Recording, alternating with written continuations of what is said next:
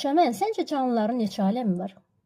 Təzə dərsliyə əsasən biz canlıları artıq 4 aləm yerinə 5 aləmdə cəmləşdirəcəyik. Əvvəllər canlıları bakteriya, göbələk, bitki və heyvanlar aləmi olmaq üzrə 4 aləmdə birləşdirirdik. İndi isə artıq 5 aləmdə cəmləşdiririk.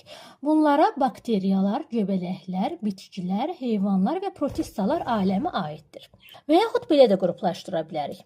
Bir hüceyrəlilər və çox hüceyrəlilər. Bir hüceyrəlilərə prokaryotlardan bakteriyalar, eukaryotlardan isə protistalar aiddir. Türklər onlara məsələn protistlər deyirlər. Çox hüceyrəlilərə isə göbələklər, bitkilər və heyvanlar aləmi aiddir. Bəs protistalar nədir? Göbələklərin, bitkilərin və heyvanların bir hüceyrəli nümayəndələrini protistalar aləmində cəmləşdiriblər.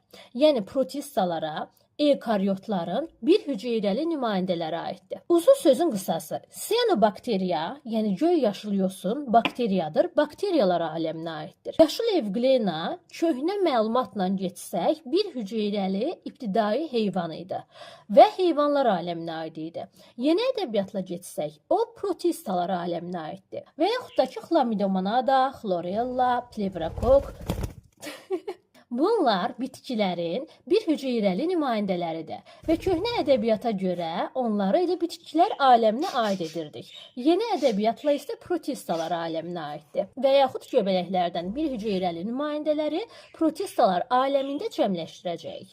Bəs bu il qəbula bu sual uşaqlara 11-ci siniflərə düşərmi? Məncə düşməz, çünki bu məlumat təzə 8 dərsliyindədir. Təzə 8 dərsliyi 2025-ci ildə təqdim olunub uşaqlara. 2026-cı ildə 11-ci sinif şagirdi imtahan verirsə, o 2025-ci ildə tədris olunmuş 8 dərsliyini öyrənmədiyi üçün həmin məlumatı bu ilin 11-lərinə salmayacaqlar. Və məncə bu ilin 10-cu sinifləri də 11 olanda buradan suallar düşməyəcək onlara. Yaxşı, indi mən sizə bir sual ünvanlayım.